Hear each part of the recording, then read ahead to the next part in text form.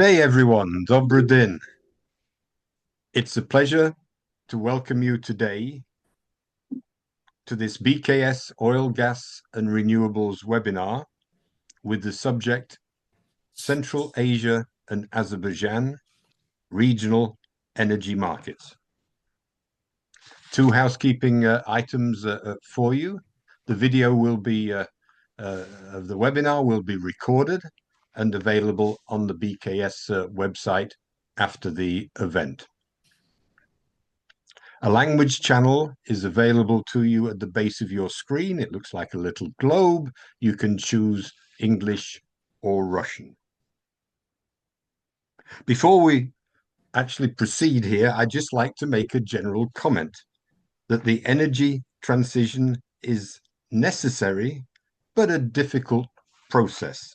And it is very encouraging to see nations working together on such an important sphere. And we certainly appreciate your presence today. Now, as always, it's a pleasure to introduce Aida Sitdikova, your moderator today. Aida is Director, Energy Eurasia, Middle East and Africa, with the Sustainable Infrastructure Group at the EBRD in London. As such, she is leading policy engagement with respective governments to assist in national regulation in areas such as renewables and cost-reflective tariffs. She holds an MBA from in International Finance from the Thunderbird School of Global Management in Glendale, Arizona. Over to you, Aida. Thank you very much, David, and good morning, good afternoon, rather, to the listeners. Maybe before I'll start, I would like to introduce my esteemed panelists today. And given the nature and topic of the webinar is, of course, representatives from the countries which are involved in the in this big undertaking that we will be talking about today. So absolutely delighted to present Mr. Ashraf Shikhaliyev, Director for International Cooperation Department, Ministry of Energy of the Republic of Azerbaijan. Ashraf, welcome on board. Also very pleased from the Kazakhstan side to present Mr. Assylzhan Mussin, who is Director for Electric Power Development at the Ministry of Energy in Kazakhstan in Astana. So out of three countries today, we have representatives from Azerbaijan and Kazakhstan. And of course, important to keep in mind that the overall region with Azerbaijan and then Central Asian players of Kazakhstan and Uzbekistan, they're positioning this region as a future leader in renewable energy exports, with a very ambitious vision to align with global decarbonization goals and collaboration and cross-border trade with across the neighbors. So there were significant developments on this undertaking made at COP29 in Baku, which of course we would like to congratulate Azerbaijan on, where all three countries demonstrated commitment to this cross-regional collaboration. There was a memorandum of understanding signed. And this is basically what I wanted us collectively to hear about from both Mr. Shikhaliyev and Mr. Mussin today. So maybe without further ado, the structure of the webinar will be very simple. So we'll have two big sections of it. The first section would be the view from the country, the status, the ambition, the plans, next steps, maybe challenges faced and given this ambitious undertaking. And the second part would be more about benefits, global benefits from this massive and ambitious plan of connecting the Trans-Caspian Green Corridor, potentially to the Black Sea cable, where we would probably hear, Ashraf, from you a bit more, and ultimately to Europe. So the benefits. And one specific point that I think is worth discussing is the cost competitiveness of Central Asian renewables for exports via Azerbaijan to Europe. Without further ado, I'll pass the floor to Mr. Shikhaliyev, please. You are on mute, Ashraf.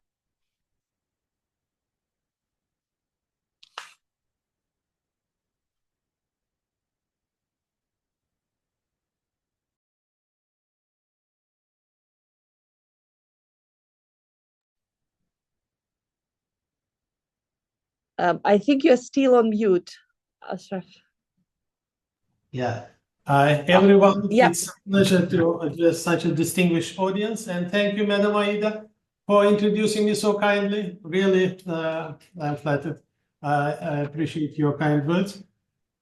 I want to say that it is not, I mean, on rare occasions that you have to start with the challenges.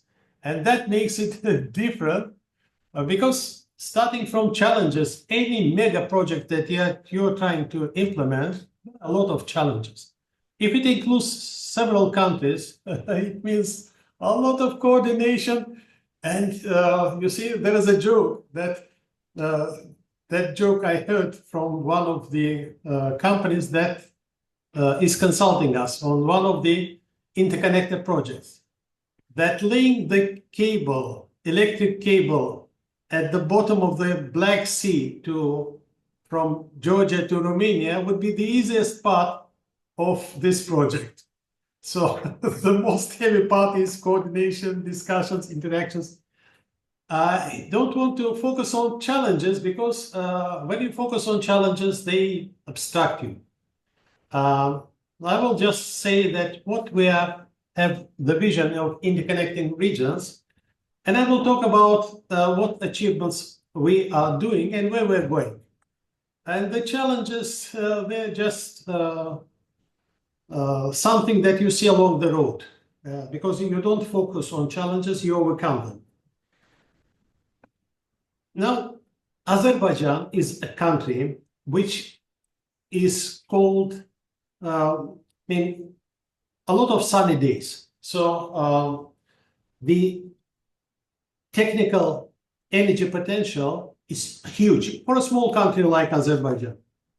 So the technical potential offshore is 157 gigawatt of electricity, and onshore 135 gigawatt. But that is technical potential. You do not utilize that all. And economic potential is still very high. It is offshore 38 gigawatt and 27 gigawatt onshore. Now, to realize this, what is given to you by God, you have to match your supply to the markets with demand. And this is very good interrelated with the vision of Azerbaijan of green transition. So we are the oil country. We have the history in oil country. Our history in oil production is written by golden letters in the world history of the oil industry. The first well that was drilled in the world by industrial means was drilled in Azerbaijan onshore, and the first offshore well was also drilled in Azerbaijan. That's why Azerbaijan is called as a land of fire. It has this name and understanding. But we are moving away from fossil fuel. We are keen to explore this and untap this huge, enormous, I should say, renewable energy potential. And Azerbaijan is also having a double hat. It is having the hat of the COP presidency, COP29 presidency this year. And that is why Azerbaijan came up with the initiative that was supported by so many countries. 3 out of 14 initiatives are energy initiatives. So I would name them. One is the COP29 Global Energy Storage and Grids Pledge. It's about storage and grids. When you're having renewables, they're not stable. The sun is shining during daytime. At night, it is not shining. You have to balance your grid. The wind is blowing, not blowing. That is why the energy storage pledge, it invites countries to create the energy storage facilities, which are relatively costly, so that they produce renewables, and these renewables are balanced before feeding into the electric grid. This is very important. And another initiative is COP29 Green Energy Pledge, Green Energy Zones and Corridors. This is extremely interesting initiatives, because the concept of green energy zones is that you create green energy zones in your country, and in the world, if some other countries also create green energy zones, the more green energy zones, the less greenhouse gases go into the atmosphere. Because in the green energy zones, you are using renewable energy, the population, the industry is using renewable energy, and you produce a little more so that surrounding regions also use it. And then you have supply and demand. So what is extra on your production, you can supply to the markets which are in demand of green energy. That is why green energy corridors is also an important part. And the last energy initiative is COP29 Hydrogen Declaration. And hydrogen market is still forming in the world, but it has huge potential, because you take water and you get energy out of water. That is amazing. But the issues and challenges you mentioned is that certification of it, how to transport it, that is underway. Now, speaking about this initiative, I would proudly say that some 60 to 70 countries as of now supported these energy initiatives initiated by Azerbaijan. Now, speaking about the corridors, to realize this vision, Azerbaijan is emerging as a hub for interconnection of green electricity corridors. So as of now, I can speak about 3 corridors stemming from Azerbaijan. So in the Caspian Sea, we will be installing the windmills that will be produced the electricity that will be exporting by the cable, HVDC cable. HVDC, it's high voltage direct current cables. So this is the cables that can export huge volumes of electricity to Georgia, neighboring country, then under the Black Sea to the Romania and Hungary. So, and the countries, these 4 countries signed the agreement at the level of heads and states and government in 2022 to establish such a corridor. It's called Caspian Black Sea Energy Corridor. And now Bulgaria is very keen to join this project. And the progress is that now we have established the joint venture of this project. The TSOs of all countries, they established the joint venture, and the joint venture headquarters will be in Romania, in Bucharest.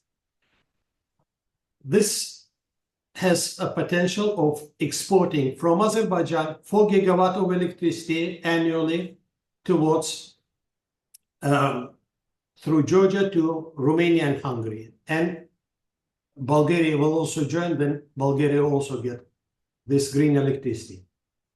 Another corridor joins the Central Asian countries, and specifically it is Uzbekistan, Kazakhstan, to Azerbaijan across the Caspian Sea. And we'll be having the cable that will be bringing the green electricity from those countries to Azerbaijan, and very likely it will go again towards Europe and join the initial green corridor that I already mentioned. Now, here we have to calculate, and the feasibility study will start soon. I hope it will start soon. And already now, Uzbekistan declares that it is ready to export 5 gigawatts of electricity, and Kazakhstan 5 to 7 gigawatts of electricity, green electricity, across the Caspian Sea to Azerbaijan and further to Europe. And the third one is from Nakhchivan region of Azerbaijan, interconnected going to Turkey. And there will be, here I should say that Nakhchivan is also announced by the Green Energy Zone. So there are liberated territories of Azerbaijan, which Azerbaijan is developing as green energy zones, and Nakhchivan is an exclave of Azerbaijan, which is also the green energy zone. So they will be producing green electricity, out of which 1 gigawatt they are looking for export to Turkey and further to Europe. So Azerbaijan is emerging as a green energy hub in the region. It is promoting the green electricity not inside the Azerbaijan, but also facilitating the green transition of the region as a whole. And I should say that these projects are historic projects. These projects are very expensive projects. And these projects are game-changing projects. And the beauty of it is that Azerbaijan is an oil country, which is an initiator of such projects. So thank you. With this, I give the floor to the following panelists. Thank you very much, Madam Aida. Thank you, distinguished audience. Thank you very much, Mr. Shikhaliyev, for this overview from Azerbaijan, but also in different directions, and giving us a flavor of actually a number of green corridors that you are positioning your country to be in the center of. And indeed, as you notice, we have all three countries, Azerbaijan, Kazakhstan, and Uzbekistan, are heavy fossil fuel producers. Kazakhstan is really, for maybe not centuries, but for decades, has been and still is a major oil and gas exporter. So it is really remarkable that the three countries, which are fossil fuel dependent, are taking opportunity to leverage either their geographical location or the surplus of green renewable energy that they have potential of, to leverage that and create a direct pathway for exports to Europe. So you mentioned a number of green corridors, but I'd like to focus us on this what I call transcontinental green corridor, which is basically combines the three countries. You mentioned 5 gigawatts potentially coming from Uzbekistan, 7 gigawatts from Kazakhstan, plus, of course, the transit via Kazakhstan. And on this note, I would like to pass the floor to Mr. Assylzhan Mussin for a view, for the outlook from Kazakhstan, again, in terms of the status, the next steps, and where Kazakhstan sees its role. Over to you, Assylzhan.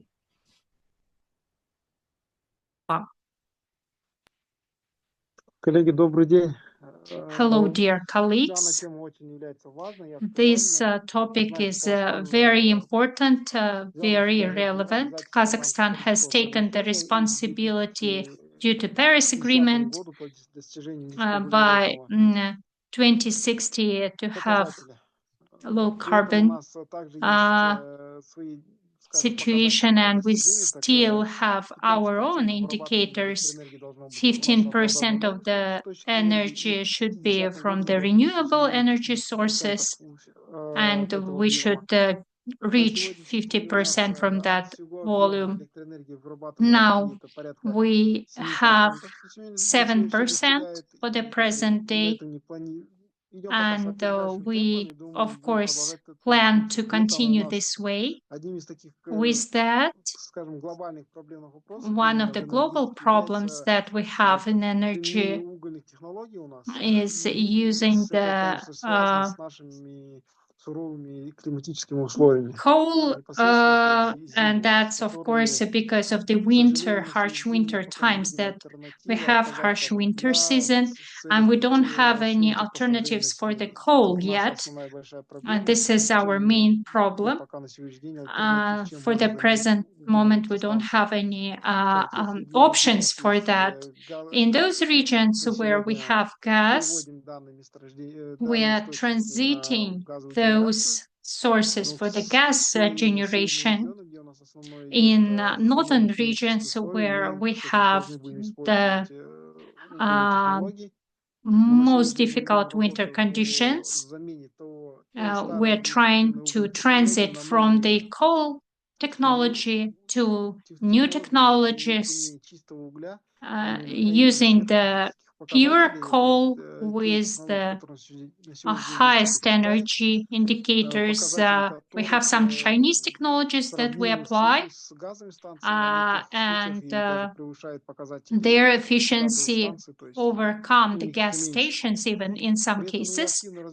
With that, we're developing actively renewable energy sources. From 2009, we started this work. We have overcome certain steps, milestones. So to say, we do have tenders on the renewable energy source usage. We attract a lot of international investors, so we have high competitiveness at the market, and the rates allow us to decrease them. We are also very much involved into interaction with other countries. Our Azerbaijani colleague has talked about the cable project that we're going to implement. We had this discussion in 2012 even, when we talked about the supply of the traditional electricity, but Azerbaijan has given their initiative within the green policy, and we were very actively involved in the discussion. And that shows that green energy can actually involve any project and make it come true. Also, on the territory of Kazakhstan, we have several projects on green carbon on the shore of Caspian Sea, and now we're talking about the transportation. We do have some challenges or to process the carbon into the electricity and further transportation. Now we're discussing it.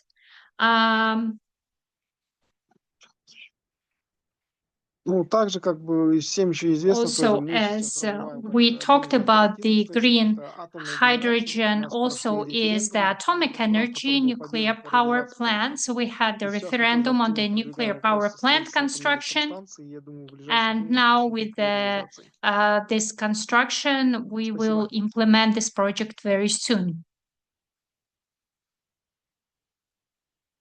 Thank you. Thank you very much, Assylzhan. I think it's for the overview. It's a helpful overview from of the journey that Kazakhstan has been having since 2013, on my memory, in terms of the renewables deployment. EBRD was at the start of the process, I'm delighted to advise.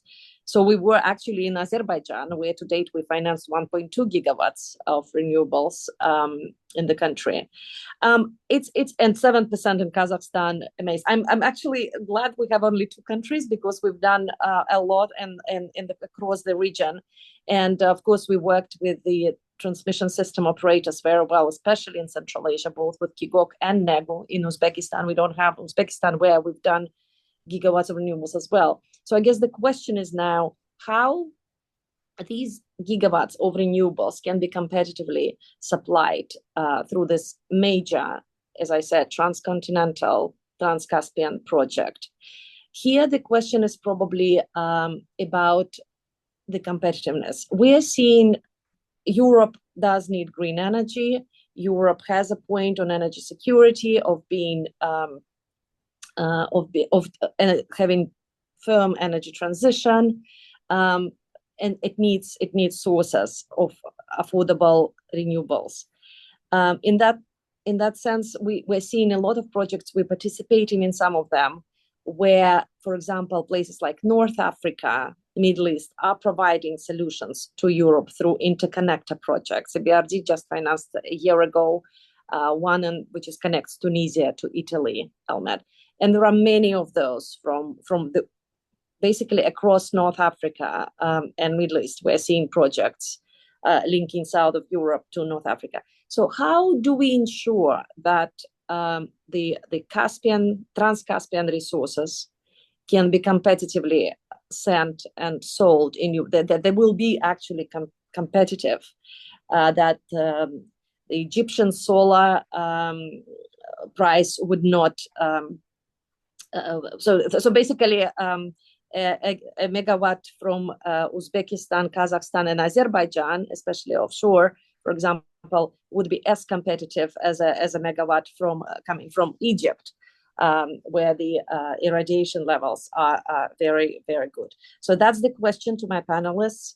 I know the question from the audience on the back to the debate of the electrons versus molecules, and whether the governments are considering transmission of electricity as an energy carrier, or rather going through the green hydrogen route, which is probably as a whole separate big discussion. EBRD financed actually 2 green hydrogen projects, one in Uzbekistan and one in Egypt. So we're still on the learning curve, but we've got something to say there. So, but maybe back to the competitiveness. And I know the feasibility is only starting. Feasibility studies are only starting, but maybe we will move to Ashraf, to yourself, to talk a bit more. How do we ensure that it's attractive for the European consumers? Thank you. Wonderful question. You know how it is. Of course, it is always competitive. Whatever you are doing, the others look at you and they also try to do similar projects. And who is the first on the market, he has advantage. That is why the time is important. Second, you have to play by rules, and having on board 2 European countries and establishing the joint venture in one of them, in the capital of one of them, is showing that you are playing by rules, right? If we're determined to supply it to European markets, the presence is in the European market, in the capital of one of the countries, in this case in Bucharest. That is how. Otherwise, I mean, the market demand has to be studied through feasibility study. We are having some reports on the feasibility study of this Caspian, Black Sea, Europe energy corridor, but the final report will be this summer. And that is why we cannot prejudge the calculations that we'll receive once the feasibility study is over.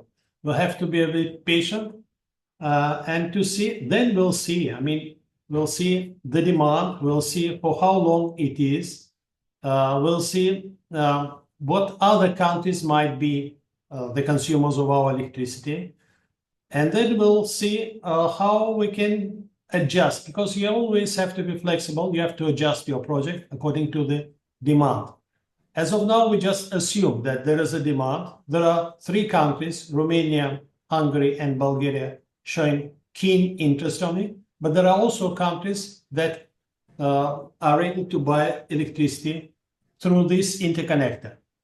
That is why the feasibility study is absolutely important to understand and put all the dots in their places. Thank you. Thank you. Then I guess the message is everybody will have to be a little bit more patient and indeed wait when the feasibility analysis comes out and underscores the I guess, feasibility not just of the Trans-Caspian Green Corridor, but the Black Sea undersea cable as well, because it would be ultimately going for the European offtake. A question to Assylzhan. What's your thinking, Assylzhan, on how competitive Central Asian renewables will be in Europe? And also, I see there's a question from the audience. Do we know already which regions of Kazakhstan will be connected to this grid? What would be the transmission capacity of the cable? What types of renewable energy power plants will be linked? Will it include gas-fired power plants? Well, I guess the definition is green corridor. But over to you, basically on these 2 questions, if possible.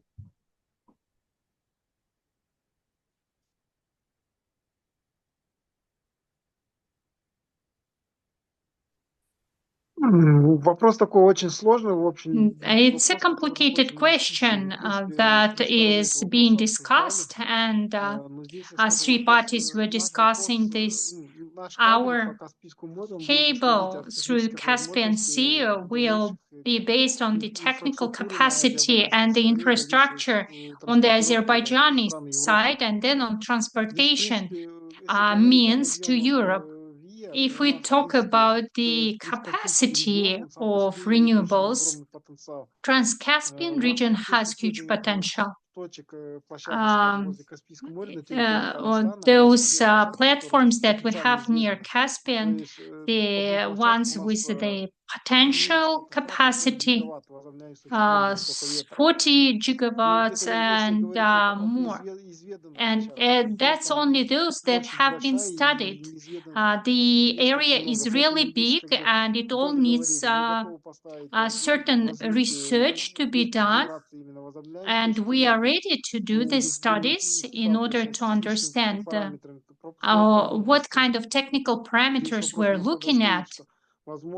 That is the question. Maybe part of the energy that we will put through according to the demand that we will have, and then maybe we will process it into some other energy, the leftovers. Should we transport it further, or maybe process it into some other energy during the night time? These will be the questions. These are the questions that are on our agenda. That is why we're conducting different studies in order to understand how we can do this. With the transportation also, we are doing big job on the step. We need the analytical network because we will have the renewables as a big part of our energy supply, and we need to understand how the cable will transport it, what is the best way. And the eastern Kazakhstan has to be connected to southern Kazakhstan in order to understand how the energy will be transported within Kazakhstan. And then we will understand how we can transport it further to our colleagues and neighbors in order to see how to do this further to Europe. Thank you. Thank you very much, Assylzhan. So what I'm hearing, it's also early stage, the pre-feasibility stage in Kazakhstan, and a lot of work will be spent on figuring out the technical parameters that I would imagine, drive the cost parameters. In turn, that would provide some sort of price indication for that 1 kilowatt hour in landing in Romania and further in Europe. It's a really and I understand it's a mega undertaking. It's a really complex technical undertaking as well. I have to say the quality of questions is superb. I mean, we have a question in addition to, so unfortunately maybe people do not get all the answers, but I guess Assylzhan gave us some flavor of 40 gigawatt in Western Kazakhstan. Maybe not all 40 gigawatt are earmarked for the cable. Because we've seen announcements of green hydrogen production in that part of the country as well. So I guess the jury is still out there as to what would be the combination, including the technical constraints that Assylzhan mentioned, as to what happens when the sun is not shining, what happens with the supply. Another question is on procurement. Imports versus local manufacturing. Azerbaijan has no renewables manufacturing capability, so maybe, Ashraf, it's a question to you. The question is, will everything be imported? Turbine blades, this can't be imported easily. Is procurement a barrier to very large-scale renewables development? So the question is basically how to get the solar, well, in this case, the turbine blades, probably meant for offshore, because EBRD did finance wind in the country, so we know it could be done. It was onshore wind though.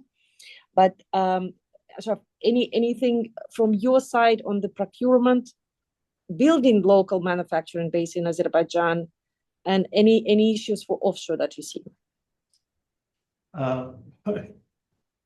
Thank you for this question. You see, you cannot procure everything. I mean, you procure and you'll increase the cost of the construction.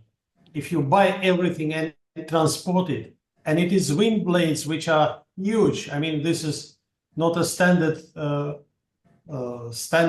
goods to transport. There has to be specialized companies that are doing this type of transportation.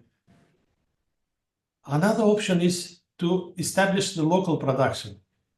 And when the companies, and there is huge interest towards these projects from foreign investors, and here I should say very frankly, not Western, but Eastern. And when they hear that we're talking about exporting 4 gigawatt at the first stage of electricity, they are interested, hugely interested, because they say even 1 gigawatt makes it economically profitable to establish production in Azerbaijan. And now to attract those investors to establish production facilities, we have to give them tax incentives. And we're offering them to establish production units in the specialized economic zones in Azerbaijan. And these zones offer for 10 years tax relief. So no land tax, no property tax, no profit tax, no VAT tax, no custom tax if you bring in this equipment. And if you take out of this equipment, you bring equipment for production of this electrical equipment that is used for production of cables, production of wind blades, production of these derricks, then you have interest and they listen and they are waiting for the feasibility study results to step in. They're already opening offices in Azerbaijan in advance. They're opening offices without contracts, in expectation of the contracts. That is how we approach it. And I think that instead of procuring everything, you should be procuring something that you cannot establish local production in your country. But for that, you have should have the right investment attraction policy. You should be giving incentives that would make investors sure that they're making profit and their investments are safe. Thank you. Thank you. Thank you very much. And I mean, that does resonate with the sort of with the ultimate benefits that we at the EBRD see coming from scaling up renewables in Central Asia and the Caucasus region. And it's potentially a chance to develop local manufacturing supply base. But even sort of in the absence of it, it's a scale up, it's a job creation, it's a scale up of 2 gigawatts, and that could be achieved through creation of that investment climate, as you mentioned, Ashraf. And for that, you would need a very robust regulatory setup that we're very pleased to be supporting, starting from Kazakhstan, as I mentioned, 2013, the first renewables across the region. Uzbekistan coming big in gigawatts, and of course Azerbaijan, where we signed our large 800 megawatt solar at COP29. So it's great to see the scale up of renewables. People want to see more benefits. Scale up of renewables is a prerequisite for Trans-Caspian cable project. So hopefully with the right regulatory setup and government policies, the benefits will be obvious. We have a question on geothermal energy to pivot to green energy for long-term transition. And I am putting this question to both panelists. We have not financed geothermal in Central Asia or Caucasus. We did finance geothermal in Turkey. And I guess the jury is still out there how carbon-free is geothermal, but of course it's a resource that can provide electricity 24/7, which is basically a base load situation. So maybe just thoughts on that in the context of the of our main topic, of course, the Trans-Caspian cable. Assylzhan, what is happening with geothermal in Kazakhstan?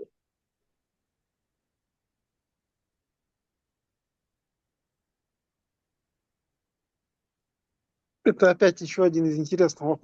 that's another very interesting question. Geothermal. We have solar, and we studied geothermal. This is in the south of Kazakhstan, around Almaty, but unfortunately, that's quite expensive. Geothermal sources, effective, I should say. Still, to say it in industrial means, in order to heat up the whole region, we do not have this kind of. We do have a point-to-point geothermal project.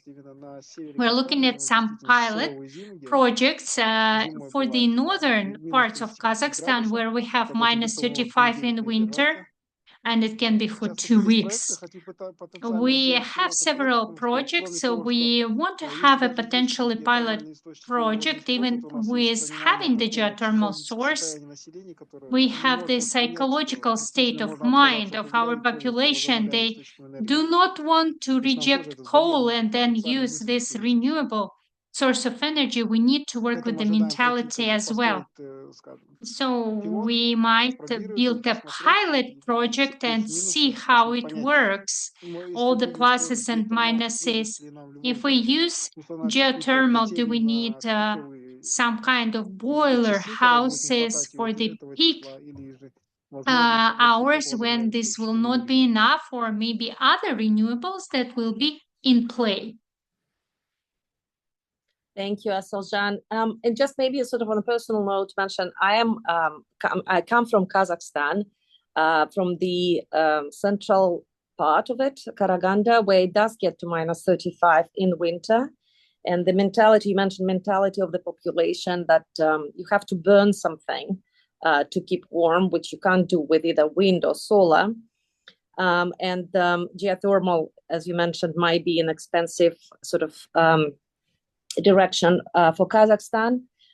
And of course, the burning part, it doesn't have to be coal. As a customer, I'm not caring actually whether it's coal or something else that is being burned, as long as it's a reliable supply of energy into my house, as long as I'm warm. So electrification potentially could be the response. The storage, the battery storage, the management of the grid, the strengthening of the grid to address the intermittency of renewables will be, of course, be an issue and extra cost. That's why we're seeing across, certainly across Kazakhstan and Uzbekistan, a big focus on the BESS battery energy storage systems that accompany any big renewable undertaking. But what about maybe not? I mean, I don't know about geothermal, Ashraf, in Azerbaijan, but what about the intermittency issues that you might be already facing? I don't know if Azerbaijan is facing on its transmission grids, or will be facing, as this 1.2 gigawatt that we at least financed will come online. How would it fit into this big Trans-Caspian Black Sea cable when Azerbaijan needs to balance its own system? Yes, I'll say a couple words about geothermal. We have 2 places which has potential for geothermal energy that can be used. And we are studying that potential. Okay, all right. It is in process. I was surprised by this psychological resilience by people. I mean, I agree with your point of view that as a consumer, if it is warm in my house, I'm okay with it. Well, I'm not okay burning coal. I'm just saying, if you don't have to burn coal, it's fine to be electrification. You just plug in the heater, but you have to stabilize the grid. I'm not advocating coal, just for the record. That is so. Now, regarding these 2 gigawatt of electricity that you're mentioning, periodically you're mentioning 2 gigawatt of electricity. 1.2, financed by BRD. 1.9 and 0.91. I mean, 1.91 gigawatt of electricity. We are feeding that into our own grid. For that, we need to strengthen the grid, the national grid, so that it is able to accept this about 2 gigawatt, I should say, electricity, all right? Yes. We are going to produce some, at the first stage, some 7 gigawatt of electricity, out of which 5 gigawatt we're planning to export. 2 gigawatt we're planning to accept in our own national grid, right? For that, you need to strengthen your grid. You need to put storage facilities, right, to balance this renewable energy. Otherwise, your grid is not ready to accept it. That is a scale projects. Now, how to do that? I should say that we are very happy by the interest of foreign investors that are ready to come and put their money in such projects. And this is not in millions, but in billions, right? This is very expensive projects. That is why you should create enabling environment. You should create interest in the investors. They should see potential much beyond your own country. They should see regional potential. They should be sure that this is long way and this is safe and this is making money for them, right?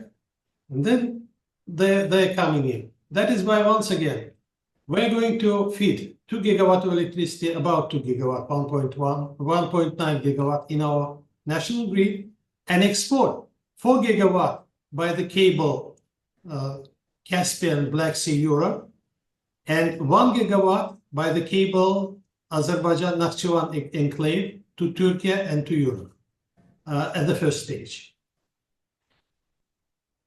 Then, I mean, we'll see what feasibility studies shows and what extra volumes we'll be having transported along those that we own. We export our own electricity. Along with that, we are ready to serve as a transit route for the export to European markets. Thank you. Thank you, Ashraf. It's very helpful to have numbers attached to every export route that you are envisaging with the EU and Turkey. Yeah, I think we are running out of time. David, I'm looking for your steer here. Okay. Unless there are any further comments or sort of things to mention from my two esteemed panelists, well, I would like to thank them first of all. It's a mega undertaking. It's an undertaking that, from EBRD perspective, should bring cross-border trade, collaboration, decarbonization, for the benefit, not just for the European sort of benefit, but within the region itself. So in that sense, we think it's definitely worth exploring and studying. The proof of the pudding will be, again, in how competitive kilowatt hour coming from Central Asia via Caspian, via Azerbaijan, and kilowatt hour from Azerbaijan will be in the European markets. We will be patient. Of course, it's a huge project, and we'll wait. We'll look forward to hearing the results of that, and maybe this project indeed taking off. So on that, I would like to thank both Assylzhan and Ashraf for your inputs today. Over to David. So thank you. I'd also like to thank everyone today, especially Aida, doing a great job moderating, as well as the distinguished panel, Mr. Mussin and Mr. Shikhaliyev. And also, there are two people you have not seen today. That is Assylzhan of the BKS in Astana, pulling the strings behind the webinar, and Vera interpreting in Almaty. Just finally, briefly mention British-Kazakh Society events. This month, we have a webinar on access to mining finance in Kazakhstan next week, March the 18th, and also a careers fair for students and graduates from Kazakhstan in London on March the 25th. So if you would kindly please visit the BKS website to see further details as well as, of course, membership.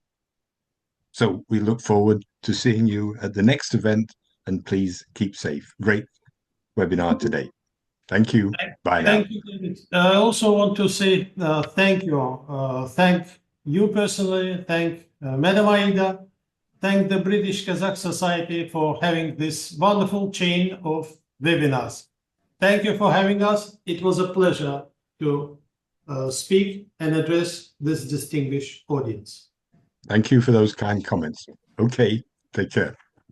Take care.